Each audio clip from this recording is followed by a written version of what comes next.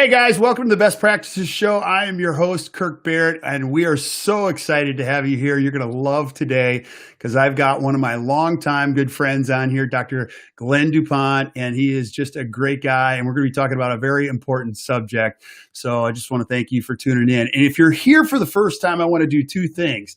I want to first welcome you to an incredible community of people that just like to learn. We love learning. You're going to see every single week I'll be here bringing you something of best practices from some of the best practices and best thinkers in all of dentistry. And number two, I want to just congratulate you for showing up and learning and adding to everything that you know and the energy around you so that you bring a better practice and a better life to everybody else around you. And in dentistry, this is an incredibly noble profession. And Glenn, you and I were joking, like CE is so much fun. And I almost feel guilty a little bit. I spend a lot of time doing CE, so this becomes awesomely fun just to talk to everybody. So this is just one of those places we're going to encourage you to keep showing up. So wherever you subscribe to podcasts, whether it be Stitcher, Google Play, iTunes, wherever, just subscribe. And every single week, we're going to be bringing you brand new stuff from another great thinker in dentistry so you guys can add this information to your practice and have a lot of fun. So Glenn, I am so pumped to have you here, and you and I have been friends for a long time. So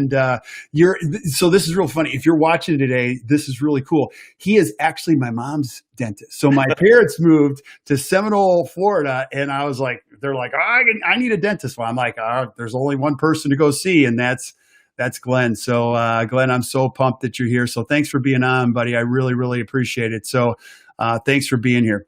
Yeah, well, thanks for having me. And your mom's a great person. I don't know how you turned out. I don't either. I have no idea.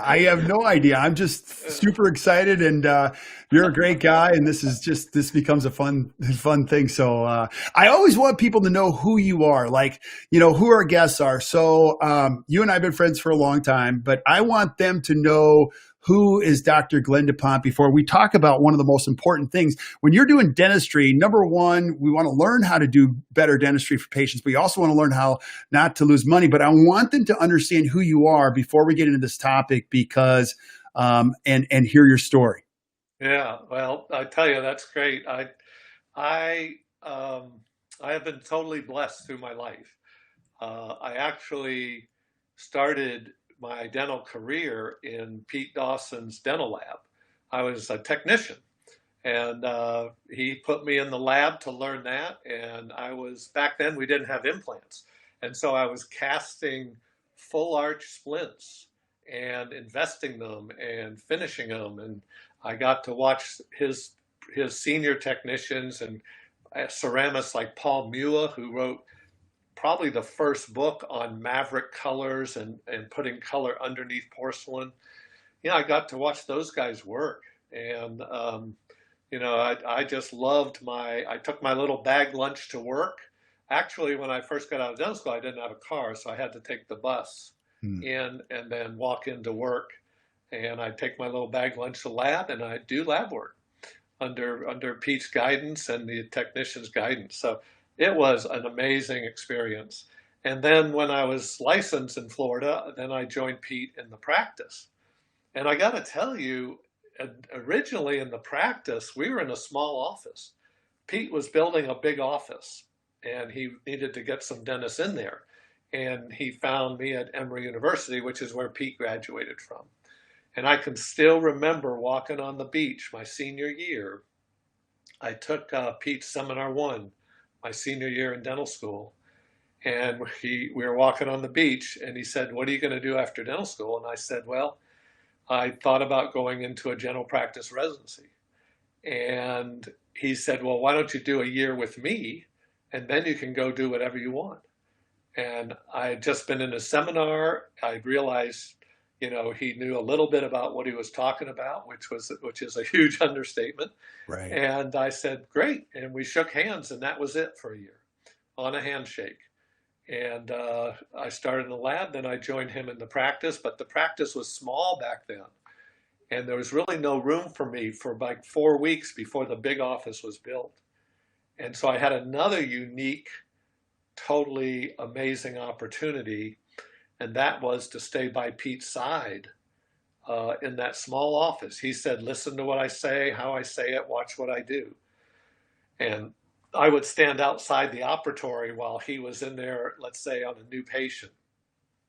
He wouldn't want me in at first because he didn't want me to screw it up. And so I would stand outside and listen. And I can remember these assistants walking by and saying, man, this is the biggest dork we've ever had in here. But I just was a sponge and soaked it up, so that when I started seeing patients in the new office, I approached it exactly the way I learned from Pete Dawson, to approach new patients as probably the most important appointment you could ever spend. And then once you gather information, to figure out what's the best thing for that patient. I love Pete's Whittiam rule, and I use that a lot, is would I do that on me? If I had the same situation, how would I treat myself? And basically, it all started from there. Yeah. Another thing I want you to know about me is I'm a husband. I met my wife in high school. She was the captain of the cheerleading, and I was the big high school basketball star. You might not know I'm 6'6", and I played Division I full scholarship basketball. I didn't know. Wait. I didn't know that. So you didn't know that? No, I thought I knew everything about you, but I did not know you played Division I. And guys, if you ever run into him, you go, oh, that guy is crazy tall. So where'd you play basketball at? I played at the University of South Florida. Wow, very cool. Yeah, full scholarship, Division I, while taking my pre-med courses, my pre-dental courses, and so in high school, my wife was the captain of cheerleading, and I was the big basketball star. So, it's a match made in sports heaven. I love it. So, today we're going to be talking about, a very important subject, and how to not lose money when it comes to restorative cases. And this isn't just big cases. This is small cases. This is all types of cases. And really, the first step, I want to talk about why this is so important, but really, I'm going to kind of reveal step number one, which is you got to get around somebody who's at least a mentor, a way of thinking. But let's talk about why this process is so important when it comes to restorative, because I'm going to speak from an amateur standpoint. You can lose a lot of money trying to do comprehensive dentistry, correct?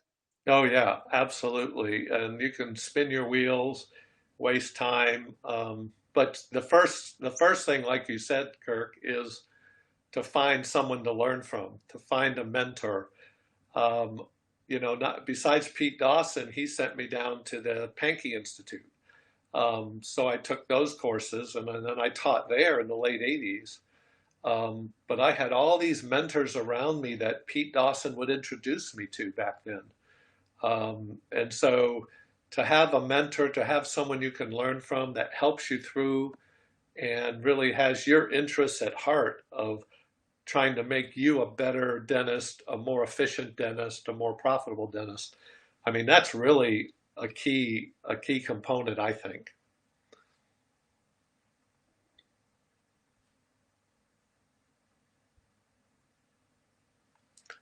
Kirk, I'm not hearing you. There for a second. Okay. So let's talk about this, because even in the pandemic, you were mentioning this before we even went live, is, it's kind of nice to be in these longer appointments because you don't have to deal with all of the new protection layers that we have to have. And so being a comprehensive dentist, it's obviously the best way to do dentistry with patients. It's always about doing the right thing first and more comprehensive. But take us through the thinking process. If I'm a young dentist watching this, what are some of the valuable lessons you thought about in how to do comprehensive dentistry, restorative dentistry, and not lose money? Oh yeah, I tell you, I can tell you that what Pete Dawson told me, and I've practiced ever since, is how important that new patient exam is. How important it is to have a patient leave. And I had a new patient yesterday, and he looked at me, he goes, I've never had another dentist do this at an exam. Mm-hmm. And how important it is to set yourself apart in that new patient exam and do a complete exam. That's why we teach at the Dawson Academy, and I lecture about evaluating not just the teeth, not just the periodontium, but evaluating the joint and the muscles, looking at the range of motion and what that tells you. So I think something I'd love to leave with dentists is the fact that that examination, I want my patients leaving thinking that's the most thorough exam they've ever had in a dental chair. You can probably tell us, Kirk, what that does, excuse me, for their trust level. Right. Right away, they're walking out and they say, that's the most thorough exam I've ever had. I leave it. Pete Dawson always did this, and I still remember him doing this. He would always leave every patient with a positive, hopeful comment. Mm. So no matter how broken down their mouth was or whatever, he would say, you know what? I'm so excited when you come back that I'm going to share with you what we can do to help you, because I'm just excited about the things we can do to help you get your mouth healthy. He would always leave that exam with that comment. Yeah. And even in my early days with Pete, I mean, there's so many benefits. Number one, there's no less expensive way to do anything than do it the right way the first time. It's just really going to, and then also, if you're a young dentist, you know this, the more comprehensive your exam is up front, the less emergencies you have, the less complications you have. You get a good understanding. It's also a core values thing. I mean, it really is the best thing to sit down and just get a good picture of somebody, who they are, what's important to them, and what are some of the things that might be challenging for them as far as their oral health goes long term. But also, you know, there's just the list of benefits go on and on. And I also believe that money spent on dentistry is the best money you could, one of the best investments you could ever make just in yourself long term. So there's just so many benefits to this. But when we look at this, you know, I kind of alluded to number one, which is have a mentor and that, but let's go into number two. You had mentioned the planning part of this is so critical. So, you know, because it's one thing when you're a young dentist, a lot of times you see a problem and you jump right in and you start fixing it. But the planning stage, which is number two, is critically important. Tell us a little bit about that. Well, you know, Pete Dawson was a master at breaking things down into 3 keys or the 5 steps. And so what we've done through the years is work out a systematic checklist for treatment planning any case that walks in the door. It could be small, it could be large. And I really worked through this checklist with John Cranham. Mm-hmm. And we developed a 2D checklist, which incorporates all the aesthetic things we want to look at. And then we developed a 3D functional checklist, which really is when you work on your study models or on your digital models. And so utilizing those checklists is really critical to not skipping steps. Mm-hmm. Too many dentists see a case and they want to skip right to prepare the upper arch or prepare the upper front teeth, because the front teeth are what look bad. Patient Right. comes in and says, I don't like the way my teeth look. And they skip to that. And they haven't evaluated the whole system, and they haven't evaluated to see how the lower front teeth affect the upper. Right. And so to follow a checklist that puts it all in a specific sequence, to me, is amazing when I treatment plan cases. Right. And so, you know, the checklist, I'm a big fan of checklists no matter what, because as I get older, I forget everything and your ego gets in the way. If you've ever read Atul Gawande's book, Checklist Right. Manifesto, which is one of my, I actually Great have book. copies somewhere. He basically says even the best in the world forget processes. And he really points this out in the book that checklists make, you know, excellent people better. So it's very, very important in this whole process, you know, with the 2D exam, 3D exam, and then we're going to go to the blueprint phase, which will be the next. And you and I were talking about this in the car when I was driving, prepping for this is, you know, a lot of people get started, but they don't have a plan in place. We're not working with a blueprint, and you wouldn't build a house without a blueprint, but it's amazing how many people do in some cases when it comes to dentistry. Yeah, it's amazing. And, you know, let me go back 1 second to the checklist thing, because I love mentoring dentists in that area. And I even show dentists how if it's a large case, prior to that appointment, I will write a checklist out to sequence that appointment so that my assistant and everyone knows what's next. For example, I don't want to forget to take a centric relation bite. Mm. Maybe I don't want to skip taking a vertical dimension registration on a big case. And so when I get at something back and let's say I'm restoring the upper, but I've already worked through the lower and the uppers and provisionals, one of the first steps is take an impression of that upper because that's all been worked out phonetically, aesthetically, and functionally. And so you don't want to take the provisionals off, take your final impression, and then put them back on and have them go on in a little different position than you've worked out ahead of time. So, I even make checklists at each appointment. And then once you have that treatment plan, to then efficiently and profitably sequence it at that point, to then go in and take that plan, and I have a specific way to help sequence cases where initially you just write down everything you're going to do, and then we put it in phases, and then we prioritize it in each phase, and then we actually put notes in there as to how much time we need and what we need to provide for that lab.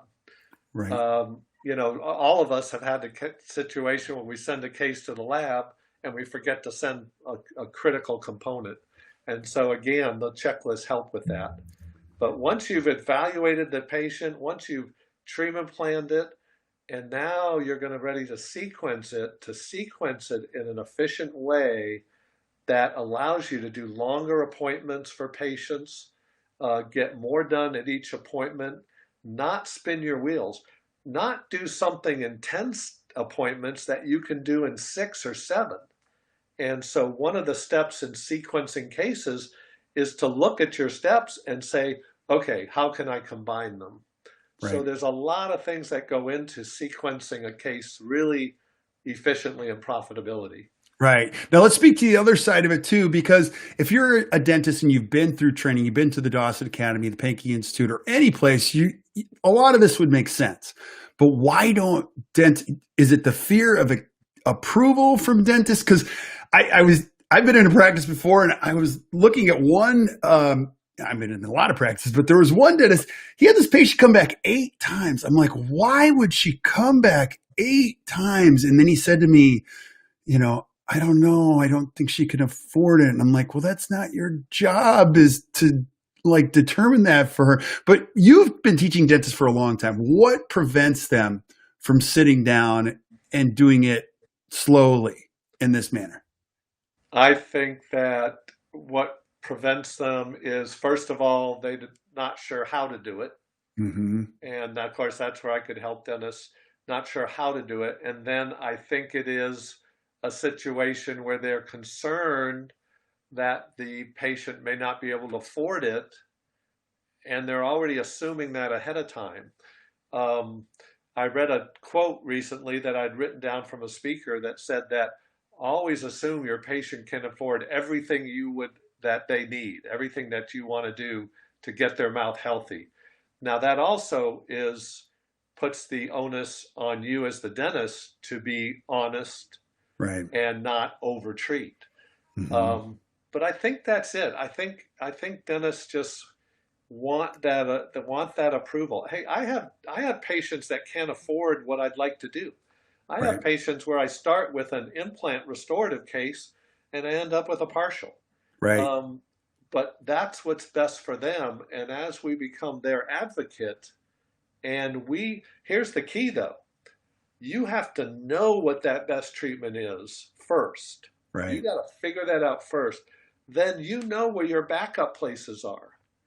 I may have a case that I had a case that took 10 years to finish because I finished his anteriors. I got his bite adjusted. I got him totally stable and comfortable.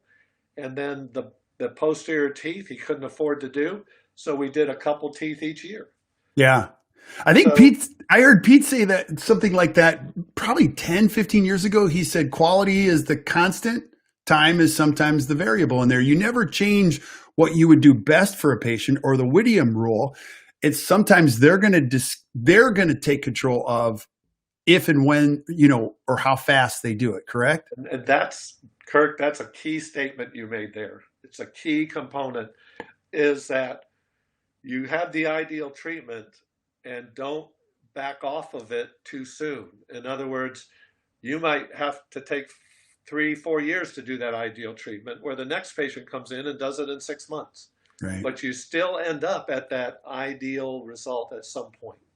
Right. Absolutely. Absolutely. So once we go through those phases, give us some perspective on what the next phase would be. Well, once you do that thorough exam and that complete exam, and you gather the info and you treatment plan it, and now you're sitting down to sequence it, then of course that has to be shared with the patient. And the consultation is something that, I've learned a lot about doing consulting from a number of people. And so I think dentists talk too much and they say too much. A full mouth consultation should take maybe 20-30 minutes at the most. And so, those are the kinds of the sitting with the patient. Now that you know in your head what's the best. Right. And on some cases, I'll have models and I'll have the pre-op and what I want to do. And they can see those models on an articulator depending on the case. I've got the photos up there. We've developed a software called The Wizard in the Dawson Academy, where you can take each part digitally and evaluate every aspect of the teeth, the width to length ratio, the golden proportion, the buccal corridor, the lower anteriors, upper anteriors, and the patient can see all this. So to me, the next step is letting the patient see everything you see, letting the patient see the x-rays. I even explain what an x-ray looks like initially. Like, here's what the enamel looks like. Here's what decay would look like. Then they can spot decay on their own. Right. I'll show them the photos in the Wizard and say, now this is the detail that we take to get your mouth back in comfort, function, and health. And so I think the next step is being comfortable to have a consultation with the patient, being comfortable with the fee that you're going to charge. Right. Right. Because, number one, when you said talk too much, dentists do talk too much. They're afraid of spaces, spaces in conversation, spaces in teeth, spaces in their schedule. So they like to fill spaces when no one's talking. And, you guys have taught for years, co-discovery, just getting the patient engaged, helping them understand what's going on first before you cross the bridge to solution. But then also too, another thing that this lends itself to, which you guys teach a lot, is predictability. The predictability of dentistry, and every dentist knows this. All you need is a couple of cases to go to the lab and then come back, and they're called remakes. You do those a couple times, and then you'll realize how inconvenient it is for not only you, the patient, but those are tremendously costly on both sides. That's huge. A remake is going to lose you money for the next 3-4 cases. One of the things that I like doing, and I still do to this day. Now, I can tell you, Kirk, I've restored mouths any way you name it. I have had out-of-country patients where I've had to prepare the whole lower, the whole upper, get all the stuff for the lab totally in line. The next time I see the patient, we're putting in the whole mouth. And I can tell you that's the least predictable way to do a case. Right. There's so many variables that enter into that. Now, the next level would be to have a patient who you've worked out provisionals on the whole mouth. And then you just restore the lower anteriors. Now you've got that perfect. It gives you another chance to adjust the lingual of that upper anterior. And then you do the upper anteriors. Right. Now you've got the anterior worked out. The condyles are stable because they're in centric relation.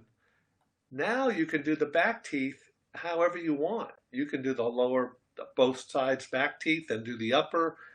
You could do them once a year, like the one that took 10 years. You can do it any way you want on the back teeth. Yeah. Okay. That's one of the most predictable ways to do a case. Right. A lot of the big cases I do, I will put in provisionals, let the patient wear it, make sure I've worked out the aesthetics, the phonetics, and the function. Then I will finish the lower arch first, get that in, do any little adjustments against the upper where we maybe improve that a little, and then do the upper arch. And that's a real predictable way to finish a case. Yeah. Because you could, all of these steps are critical. When you talk about the checklist and then sitting down for the consultation, the blueprint planning phase, you really do have to sequence the cases for two critical things. And you and I were talking, it's efficiency and profitability. So those are sometimes afterthoughts. Yeah. Again, I've been doing this a long time. I was watching a dentist do a crown and it took him 3 hours to do one crown. I'm like, I don't care what you charge for that. That's just not working for either one of you. So efficiency and profitability are an important part of this restorative process, right? Right. When you go in to prepare a case, whether it's a whole arch or just a quadrant, to have, or just let's say lower anteriors. I did a very minimal prep upper veneer case the other day, and you need to have prep matrices. In other words, you need to have a matrix made from where you want those teeth to end up so that you can prepare things very quickly and efficiently. That's critical to have any kind of a matrix that helps you be quicker and more efficient and still come out with really good preparations. I have a young partner, Kenton Brandamore, who's a great guy, just a super dentist, super person, and I'm just having so much fun mentoring him. And so I prepped a lower arch the other day, and he came up to me and said, I wanted to watch you prep it. And I said, well, I'm already finished. And it's not because I'm fast. In fact, I think I'm slow. It's just that I have a systematic way to approach it with the planning I did up front and the matrices that I use that helps me with that preparation. Right. And I would imagine a big part of it is also self-awareness too. So, this is the classic age-old joke with dentists. Oh, that only takes me an hour. And everyone's like, oh, Lord, he or doesn't know how long that takes. I mean, you have to have pretty good awareness of how long things take you. Always be it's never about going fast, but you want the quality aspect to be there. And you've got to have a great team around you that supports you. Also, I'd imagine as you start to age in dentistry, now you're still young, like you just don't have the energy that you used to. So scheduling efficiently and profitability in the afternoon does not include doing these cases after 5 p.m., right? That's right. Part of the things that I share with dentists when I'm teaching is when we sequence a case, once we get it sequenced and we combine for efficiency and we put our notes in, we will then put in the units it takes to do that case, to do that step. And you never shortchange yourself. You never shortchange yourself. You give yourself the time you need, maybe a little extra time, because when you're doing cases like this and longer appointments, the profitability is there. You're not trying to run from one room to another. Right.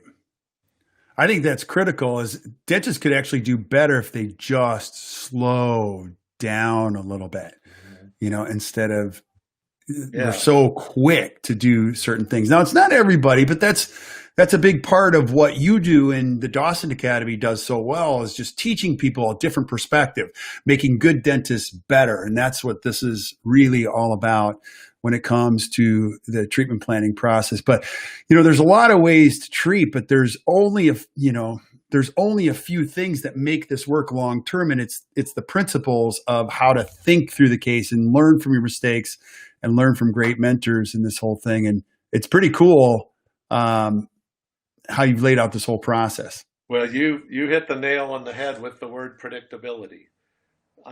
That's one of the key words I use is, if you can have this, if you can approach cases this way and have that predictability, then you're not staying late at work. You're not seeing emergencies on weekends. I had to call the office a while ago because I hadn't had an emergency for like a month or two, and I wanted to be sure our phones were still working.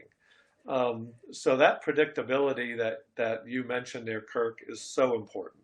Yeah, it's hugely important. So it's good stuff. Now we're going to talk. You're very passionate about being a teacher, and you're in a new exciting phase where you're actually teaching dentists. And I'm just going to share this with you guys.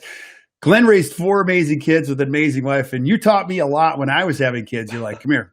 You need a good babysitter so that you can take care of that beautiful wife of yours. And I was like, yeah, I absolutely. And I listened to you. And then you said, you're probably going to want to move that babysitter from a Saturday night to another night because you're going to be chasing kids. And I'm like, no, and sure enough, my kids were on the move and that was exactly right. And so now we do dates on other nights other than Fridays and Saturday nights. But Right.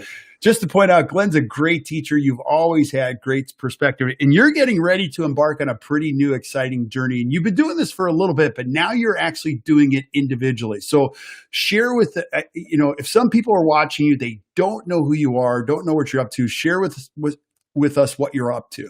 Well, after teaching so many years at Pankey, and I'm still teaching at Dawson Academy, Pete Dawson and I would do seminar 3, which was his last seminar. It was the advanced treatment planning seminar. And even after dentists had been for 3 seminars and maybe 2 or 3 hands-ons, they still get to that point where they can now evaluate a patient and treatment plan really well, but they still get stuck in sequencing. And so I still find they need help with that, and that I can help them. So what I'm starting is just my own one-on-one consulting, not doing what Kirk does or some of those others, just consulting from a technical standpoint on helping you with get your exams done efficiently, get your treatment plans, get your sequences, get the case completed in a predictable, efficient way and a profitable way. And so it's a one-on-one thing. I'll probably be able to handle only a few dentists a year. I have it set up where I would have an initial call, and then I would come and visit. Hopefully this virus will let me do that. Come and do a 1-day visit only. And then the rest of it would be on calls, Zoom calls like this. The dentists would have things to do each month, and then we'd review that. We'd look at it for about 8 sessions. And my hopes that is within a year, you don't need me anymore. I've taught you everything I know, and then you're on your way. So if I'm a young dentist, I could send you my cases. You could help me think through them, learn how to schedule them, learn what I might do wrong, point me in the right direction, right? Exactly. Teach you how to sequence them, how to do everything, how to figure out your time units so you're efficient but not running around like crazy. And all they have to do is probably email me at this point, and I'll send them the consulting packet. And like I said, the first step is just to get on a phone call at no charge and see where they are and see what they want from me. Yeah. Awesome. And I'm here to tell you guys, this guy is a great human being. Not only does my mom go to see you, but my aunt always goes. So I got to say hi to my mom and my aunt and my grandmother who's down there too. So he does an extraordinary job of just making everybody's life better.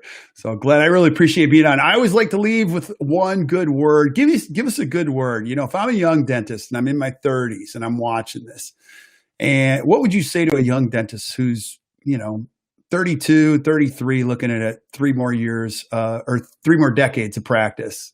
Oh man, I could say a ton of things. I would say that it starts with self-awareness, that you need to understand what you know and what you don't know and what you need help with, and then find someone to help with what you need help with.